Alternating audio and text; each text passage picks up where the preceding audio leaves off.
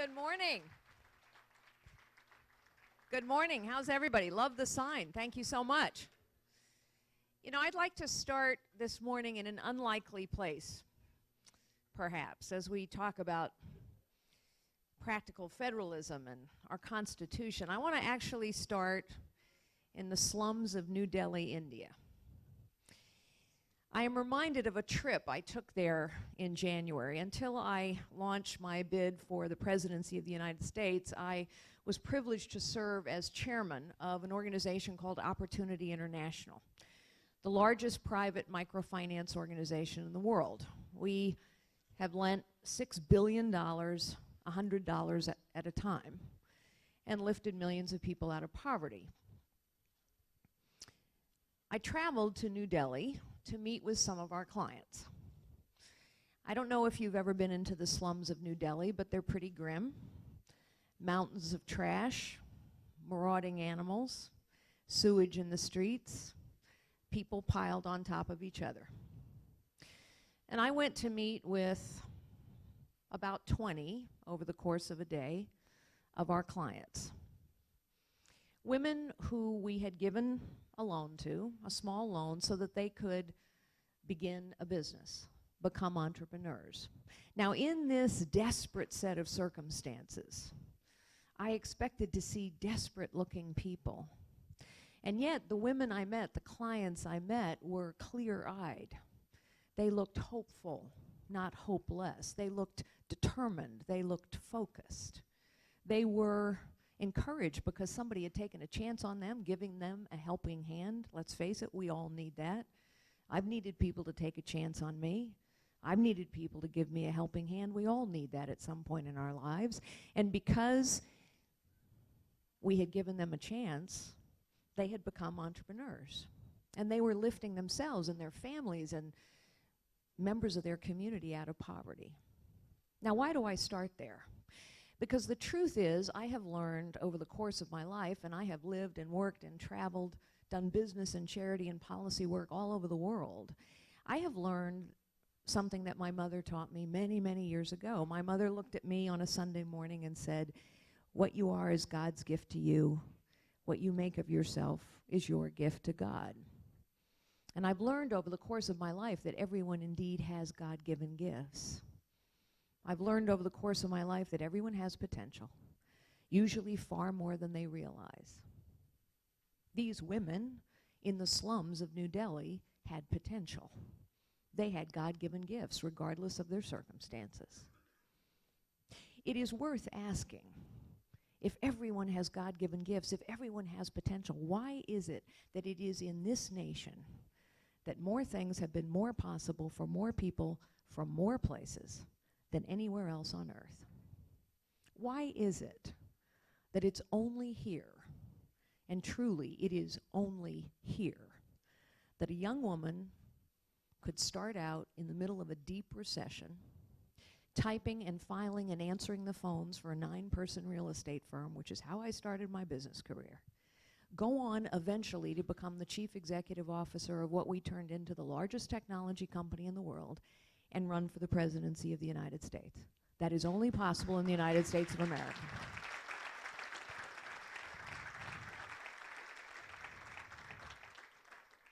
Why is that? Why is it only possible here? It's only possible here because our founders knew what I have learned. Our founders knew everybody has God-given gifts. Our founders knew everyone has potential. Our founders knew also the abuse of power and its consequences. And so they founded this nation on an idea, a visionary, indeed radical idea.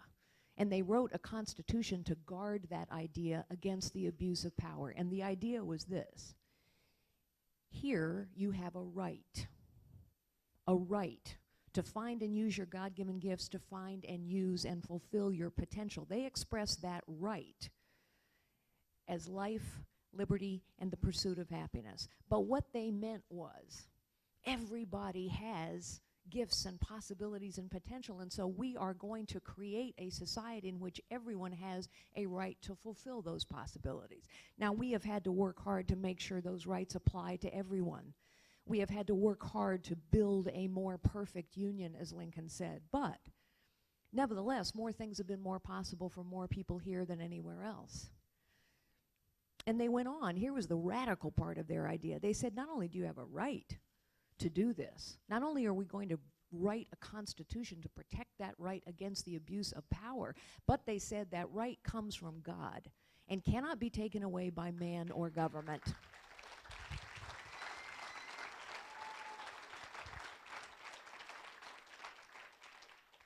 Ladies and gentlemen, I am running for the presidency of the United States because I believe we have come to a pivotal point in our nation's history. I believe we have come to the place where the possibilities for too many Americans, indeed the potential of this great nation, is being crushed by a government that has grown so big, so powerful, so costly, so complex, so inept, so corrupt, and a professional political class that refuses to do anything about it. The potential of this nation is being crushed by the government of this nation. And citizens, we must take our government back. There was this other idea, you know, that ours was intended to be a citizen government. When did we get to the point where we thought that, gee, only politicians can run for office? It is not how our nation was founded. Our nation was founded by men who did other things in their lives and then stepped forward for a period of time and served and then went back home. We have come to a place where our government, yes, you can applaud that. We've come to a place where our government is both inept and corrupt at what it is supposed to do, and inept and corrupt in doing things it is not supposed to do. And by the way, this is not a minority view anymore. 75% of the American people, as measured by Gallup, and Gallup has been asking this question for a very long time, 75% of the American people now think the federal government is corrupt.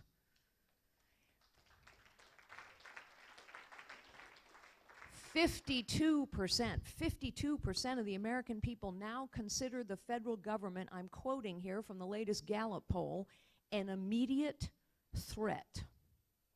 And 82% of the American people now think we have a professional political class that is more concerned about the preservation of its own power, privilege, and position than on getting anything done.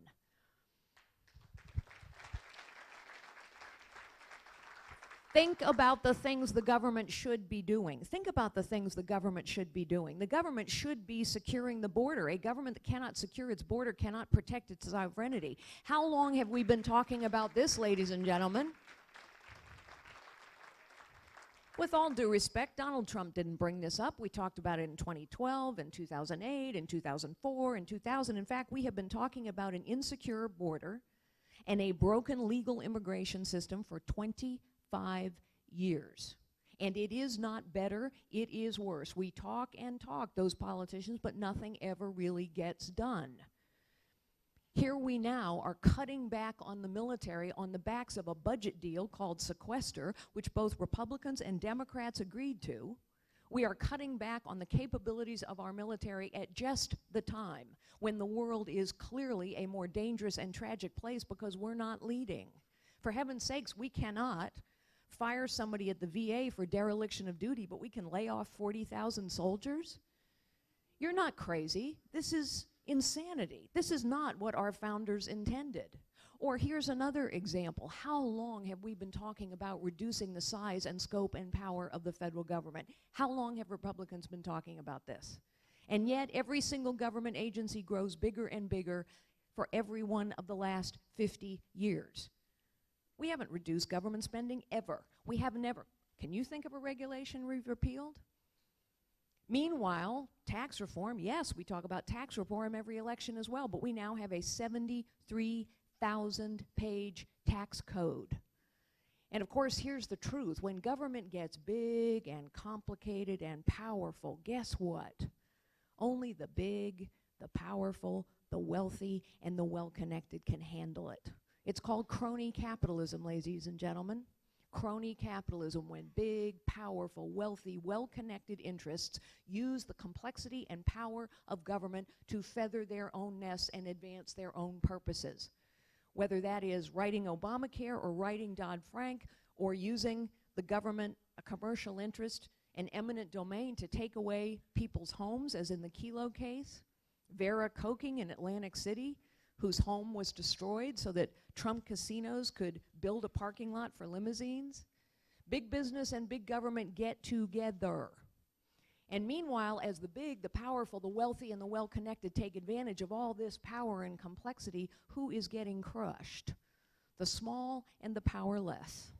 So we're destroying more businesses than we're creating for the first time in U.S. history. And that matters because it is small businesses, family-owned businesses, that create 2/3 of the new jobs in this country. They employ half the people. Most Americans start the way I did, in a little company, or the way my husband did, as a tow truck driver for a family-owned auto body shop. This government is tangling people's lives up in webs of dependence. We do not give people a helping hand or take a chance on them. We wrap their lives up in webs of dependence from which they cannot escape, generation after generation. And meanwhile,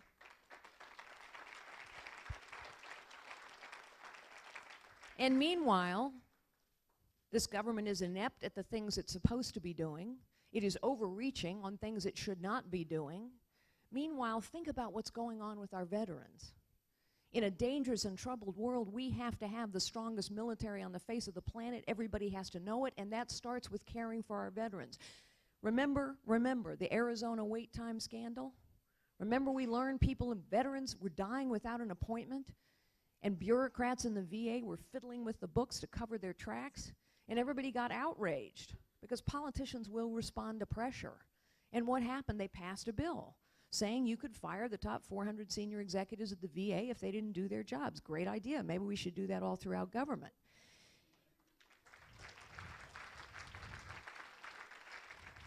But what happened? What happened? Nothing. One person got fired, the token gesture, but it's worse than nothing. In the last month, we have learned in an Inspector General's report that over 300,000 veterans have died before they ever received health care. This is a stain on our nation's honor. And do you hear anything from politicians? Not a word. Citizens, it is time to take our government back.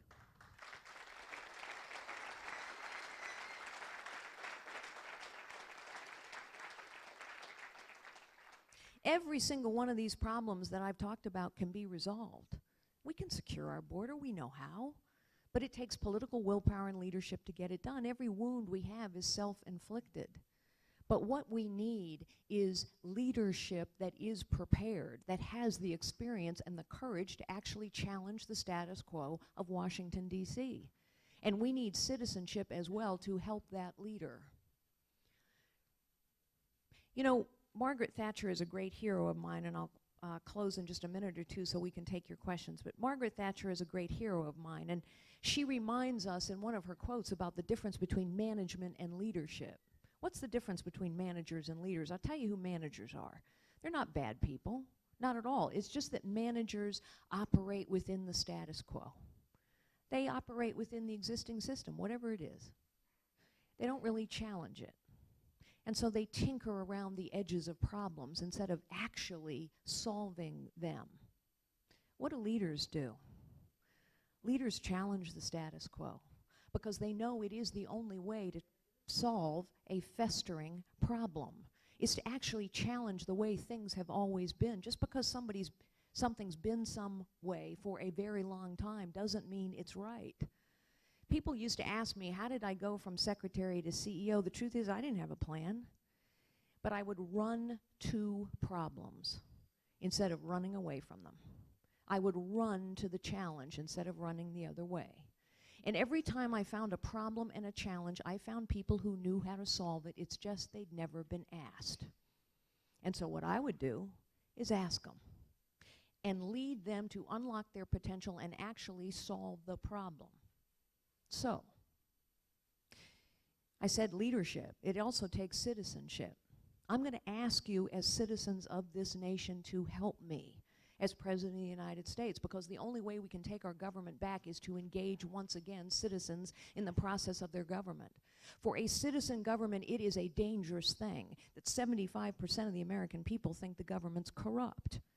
It's a dangerous thing for a citizen government when 82% think we have a professional political class. What does that say? It says the vast majority of Americans, Democrats, Republicans, and independents alike, men and women, young and old, the vast majority of Americans have concluded that they have lost faith in the process of their governance and their politics. And we cannot let that stand. So ladies and gentlemen, I'm going to ask you to work with me, and I'm going to use technology as a tool to unlock your potential as citizens and to solve problems where we know the answer. So for example, every Saturday in a weekly radio address, I'm going to ask you to take out your smartphones. By the way, if you have a flip phone, please upgrade.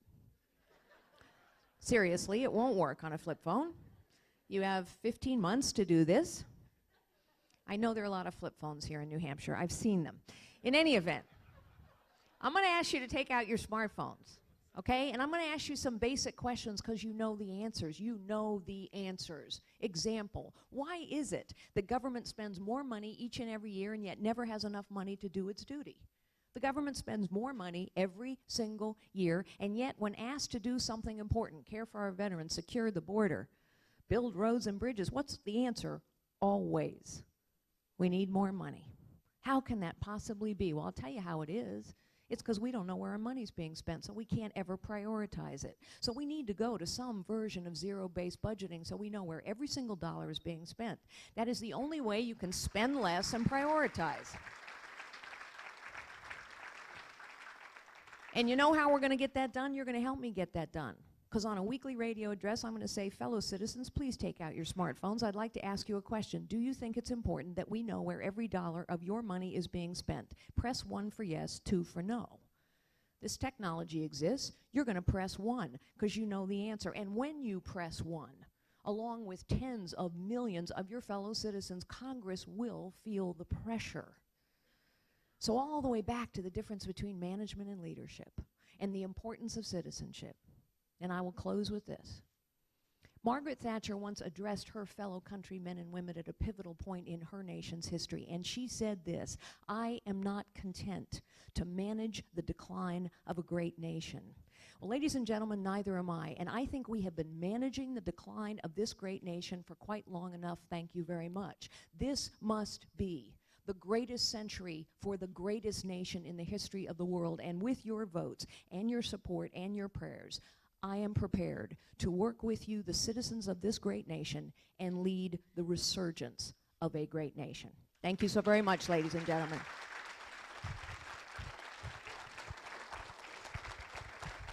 Tess.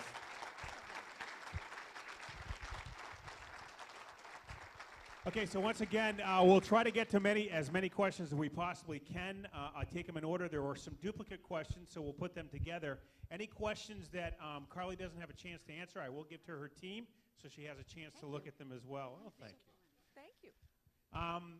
Carly, right now, federal government mandates in what subjects and in what grades children should be subjected to standardized tests. Do you oppose the federal government having this power? Yes. But allow me to elaborate, because I think one of the things we must do in order to win in 2016, and we must win in 2016, is we must explain some of these things to the American people. We have to reintroduce our principles once again. So why do I say, yes, I oppose this? Because if you look at the facts are clear. The Department of Education has grown bigger and bigger and bigger for almost 50 years. We spend more money per pupil out of Washington, D.C. than virtually any nation on earth, and yet the quality of our education continues to decline, and we are stuck right in the middle. Our performance for our students, in other words, is mediocre. So what do you conclude from that? The size of the Department of Education has nothing to do with the quality of education. And we know what has something to do with the quality of education. It's a great teacher in front of the classroom. It's an involved parent and a community. And so we need to give every parent a choice, a real choice, so their children have a chance. And what Common Core has turned into, I don't know how it started, but what it's turned into, without a doubt, written in part by testing companies and textbook companies, that's called crony capitalism, ladies and gentlemen. They are trying to protect their interests in all of this. What Common Core has turned into is a bureaucratic, standardized program telling teachers how to teach and students how to learn, and it will not help.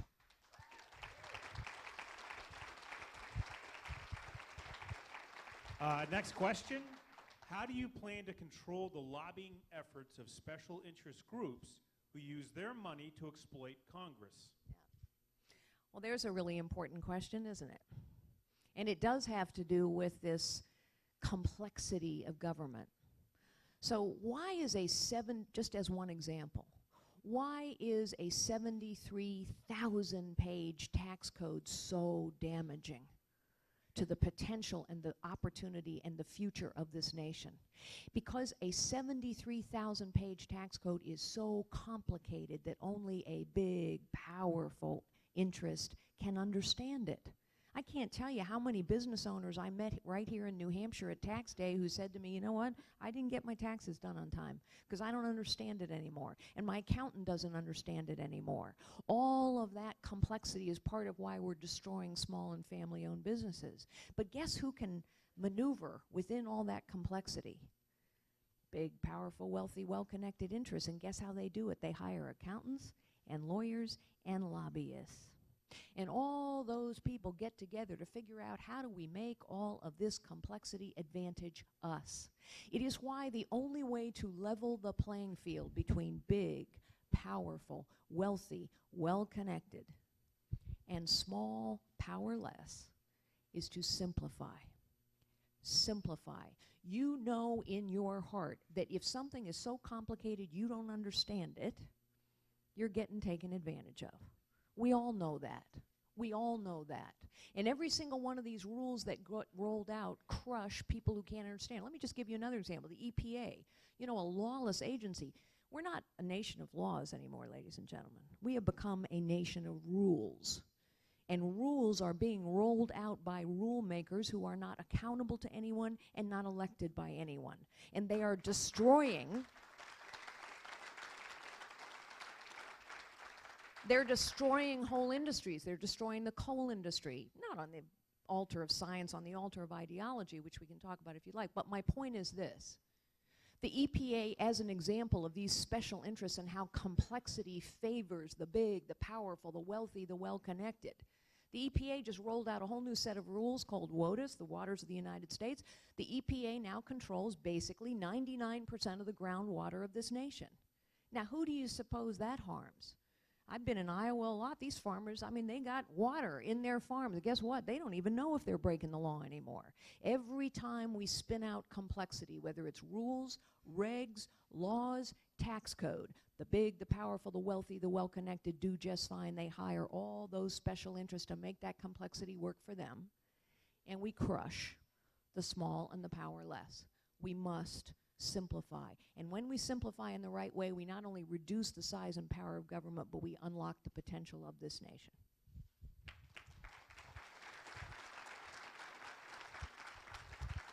Next question, and I have to say, the person who submitted this question, you have awesome handwriting. Carly, what steps would you take to reassure Israel and our friends in the Middle East that we will not look away in light of the Iran nuclear deal? It's such an important question because as we are seeing play out day by day, the world is a very dangerous place when we don't lead.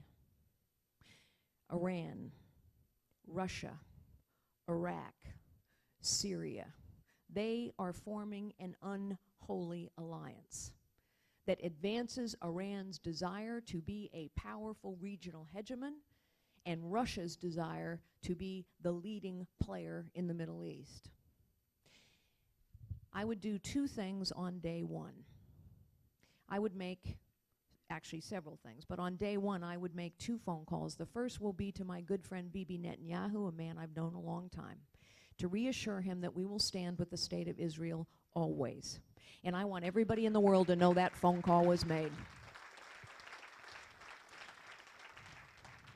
The second will be to the supreme leader of Iran. He might not take my phone call. I'm not sure I'm quite his cup of tea, but he will get the message. And the message is this: New Deal. I don't care what deal you sign with President Obama. New Deal. Here's the deal. Until you open every military and every nuclear facility to real, anytime, anywhere inspections by our people, not yours, we, the United States of America, will make it as difficult as possible for you to move money around the global financial system. We can do that. We don't need anyone's permission. We don't need anyone's collaboration to do it. We must do it. We must cut off the money flow. And with those 2 phone calls, everyone in the world will understand. The United States of America is back in the leadership business. We will stand with our allies and we will confront our adversaries.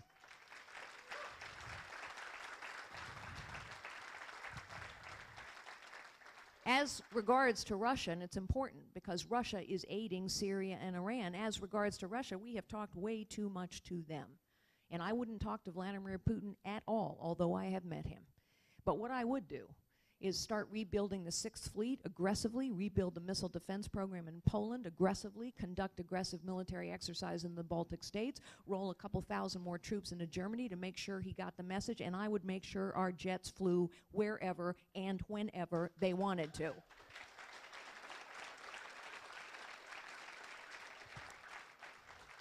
I would confront China in the South China Sea. They're trying to control a trade route worth $5 trillion. And the longer we go on and do nothing about it, which is what this administration has done, nothing, the more bold they become in building military bases and trying to choke off access to that trade route. But I would also hold a Camp David summit with our Sunni Arab allies, the Turks and the Kurds. The Turks, the Kurds, Egypt, Saudi Arabia, Jordanians, Kuwaitis, Bahrainis, Emiratis, I know all of them. The point is, all of the nations that I just named have been trying to work with us to push back against Bashar al-Assad, defeat ISIS, and they've asked us for very specific things. The Kurds have been asking us to arm them for 3 years. We haven't done it. I will. The Egyptians have asked us to share intelligence. The Turks have been asking us to work with them to create and maintain a no-fly zone in the northern part of Syria.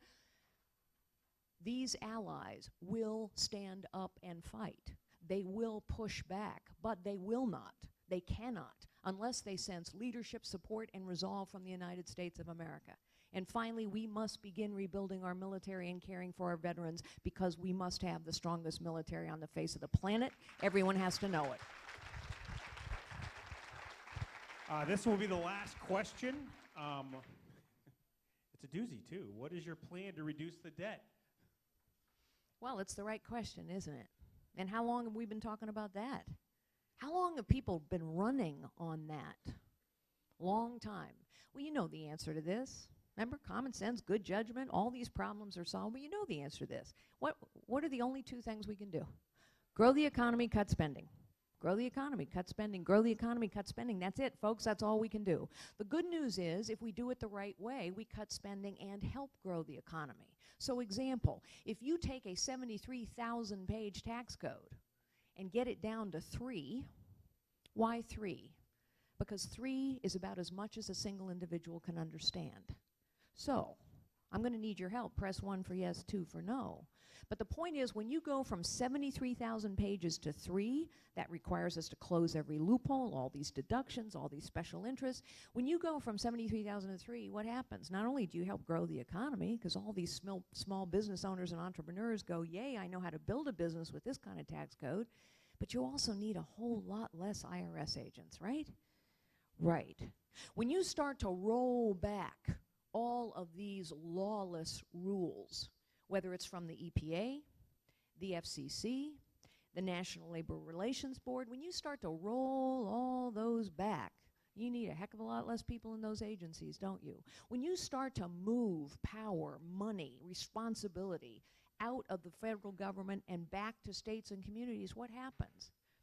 So, on top of all those things I just mentioned, there are 3 systemic things that must happen to reduce our debt.